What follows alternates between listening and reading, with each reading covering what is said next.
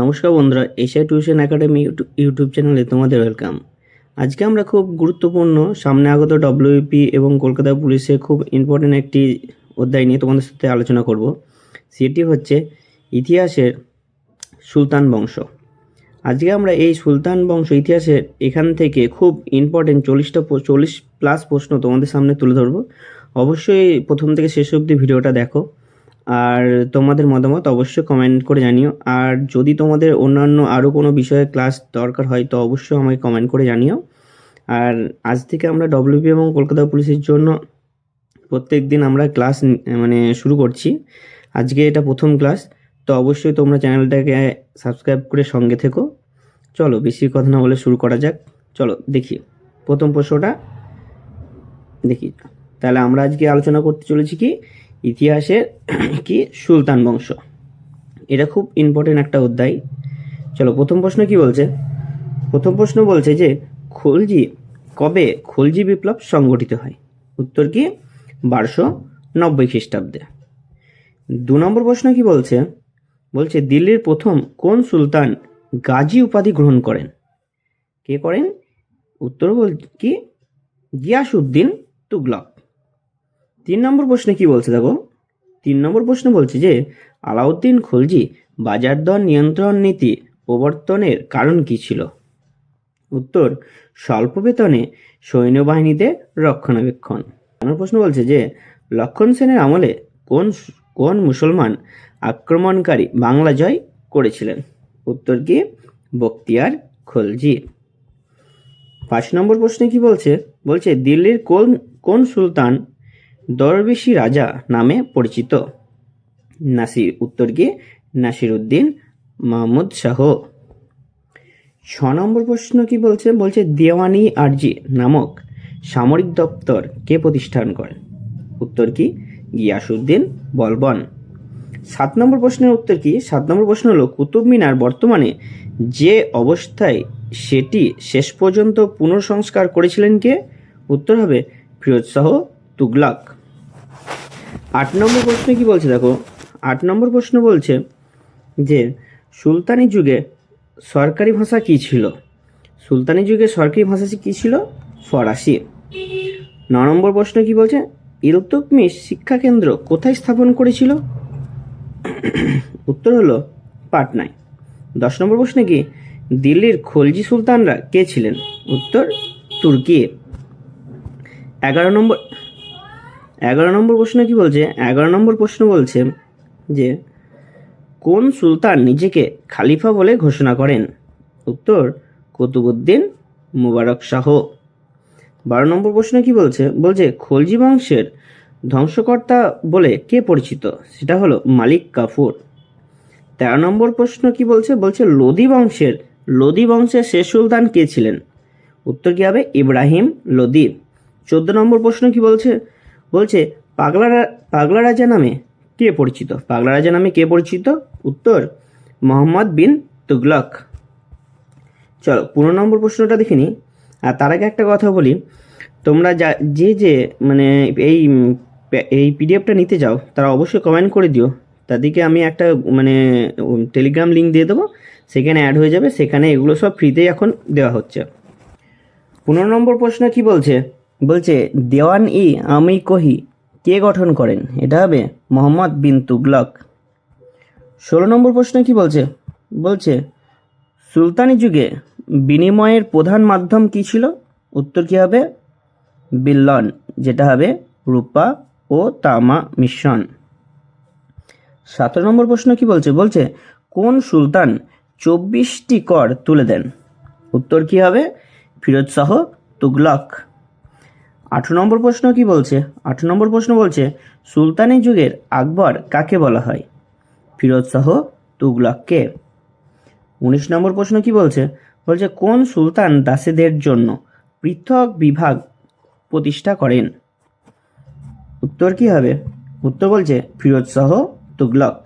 20 নম্বর প্রশ্ন কি বলছে দিল্লির কোন সুলতান প্রথম খালিফার স্বীকৃতি পান। উত্তর হলো ইলতুৎমিশ। 21 নম্বর প্রশ্ন কি বলছে। 21 নম্বর প্রশ্ন বলছে যে দিল্লির কোন সুলতান দিগ্বিজয়ী এবং দ্বিতীয় আলেকজান্ডার হতে চেয়েছিলেন? সেটা হলো কে? আলাউদ্দিন খলজি। 22 নম্বর প্রশ্নে কি বলছে?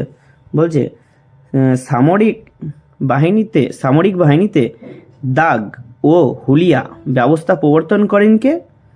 উত্তর হবে আলাউদ্দিন খলজি। 23 নম্বর প্রশ্নে কি বলছে? বলছে দিল্লির সুলতানি শাসনের পতন হয় কবে? দিল্লির সুলতানি শাসনের পতন কবে হয়? 1206 খ্রিস্টাব্দে। 24 নম্বর প্রশ্নে কি বলছে? বলছে দিল্লি সুলতানের রক্ষাকর্তা কে ছিলেন? গিয়াসউদ্দিন বলবন। 26 নম্বর প্রশ্নে কি বলছে? দেখো 26 নম্বর প্রশ্ন বলছে যে দিল্লি সুলতানি শেষ শাসক কে ছিলেন? ইব্রাহিম লোদি। 27 নম্বর প্রশ্নে কি বলছে? বলছে মোহাম্মদ বিন তুগলক তার রাজধানী দিল্লি থেকে দেবগিরিতে স্থানান্তর করেন কেন? উত্তর কি বলছে? মুঘল আক্রমণ থেকে রক্ষা পাওয়ার জন্য। 28 নম্বর প্রশ্নে কি বলছে? বলছে দানশীলতার জন্য লক্ষদাতা বা লাখবাক্স নামে পরিচিত ছিলেন কোন সুলতান? উত্তর কি হবে? দাসবংশীয় কুতুবউদ্দিন আইবক। 29 নম্বর প্রশ্ন কি বলছে? কুতুবউদ্দিন আইবক নির্মিত অন্যতম উল্লেখযোগ্য স্থাপত্য কীর্তিটি কি? উত্তর বলছে আড়াই দিন কা ঝোপড়া। 30 নম্বর প্রশ্ন কি বলছে? বলছে তৈমুর লংয়ের ভারত আক্রমণের সময় দিল্লির সুলতান কে ছিলেন? উত্তর হবে নাসিরউদ্দিন মাহমুদ শাহ। আর 31 নম্বর প্রশ্নে কি বলছে? 31 নম্বর প্রশ্নে বলছে যে কার সময় চেঙ্গিস খা ভারত আক্রমণ করেন? উত্তর কি হবে? ইলতুৎমিশ। 32 নম্বর প্রশ্নে কি বলছে? 32 নম্বর প্রশ্নে কি বলছে? বলছে ভারত আক্রমণের উদ্দেশ্যে বাবরকে আক্রমণ করেন কে? দৌলত খা লোদি। 33 নম্বর প্রশ্ন বলছে দাস বংশের শেষ সুলতান কে ছিলেন? কায়ুমস। 34 নম্বর প্রশ্ন হলেন আলাউদ্দিন খলজির প্রকৃত নাম কি? আলাউদ্দিন খলজির প্রকৃত নাম হলো আলী গুরশাম্প। 35 নম্বর প্রশ্ন হলো দিল্লির কোন সুলতানের দুবার রাজ্যাভিষেক হয়েছিল? কার হয়েছিল? উত্তর হলো আলাউদ্দিন খলজি।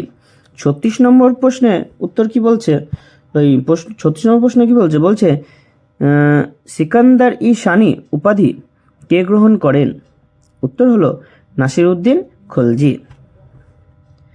37তম প্রশ্ন কি? 37তম প্রশ্ন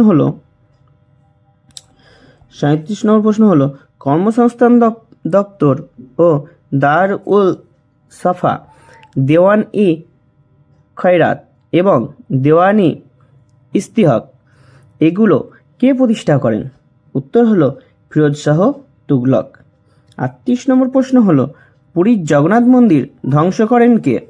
উত্তর হলো ফিরোজ শাহ তুগলক। 39 নম্বর প্রশ্ন হলো সুলতানি যুগের ইকতা শব্দের অর্থ কি ছিল? উত্তর হলো এক ধরনের ভূমি রাজস্ব প্রদান বা গ্রাম বা কোনো অঞ্চল থেকে নেওয়া হতো। 40 নম্বর প্রশ্ন হলো কোন যুদ্ধে মোহাম্মদ ঘুরির সামনে দিল্লির দরজা উন্মুক্ত করে দেয়? তরাইনের দ্বিতীয় যুদ্ধে। 41 নম্বর প্রশ্ন হলো কোন সুলতানরা সবচেয়ে দীর্ঘস্থায়ী রাজত্ব করেছিলেন? দাসবংশ। কারা? দাসবংশ। 42 নম্বর প্রশ্ন হলো কি ভারতীয় কোন শাসকদের কাছে মোহাম্মদ ঘুরি পরাজিত হন? গুজরাটের চালুক্য। উত্তর কি? গুজরাটের চালুক্য দ্বিতীয় ভীমদেব ও চৌহান বংশের তৃতীয় পৃথ্বীরাজ চৌহান। আজকে তোমাদেরকে যে চ্যাপ্টার নিয়ে আলোচনা করলাম, ইতিহাসে খুব গুরুত্বপূর্ণ একটা অধ্যায়, যে ইতিহাসের সুলতান বংশ, এই চ্যাপ্টার টোটালি 42টা প্রশ্ন তোমাদের সাথে আলোচনা করলাম। অবশ্যই ভিডিওটা কেমন লাগলো অবশ্যই কমেন্ট করে জানিও। আর তোমাদের যদি কারোর যদি কোনো প্রশ্ন থাকে তো অবশ্যই কমেন্ট করে জানিও। দেখা হচ্ছে পরবর্তী ভিডিওতে। হ্যাঁ, আর অবশ্যই চ্যানেলটিকে সাবস্ক্রাইব করে একটা লাইক অবশ্যই করে যেও, কারণ তোমাদের একটা লাইক অনেকটাই মোটিভেট করে। চলো দেখা হচ্ছে পরবর্তী ভিডিওতে। আর আজ থেকে এই চ্যানেলের WP এবং কলকাতা পুলিশের সংক্রান্ত প্রত্যেকটা ভিডিও প্রত্যেক দিন দেওয়া হবে। খুব খুব ইম্পর্টেন্ট। তো অবশ্যই চ্যানেলটি সাবস্ক্রাইব করে সঙ্গে থেকো।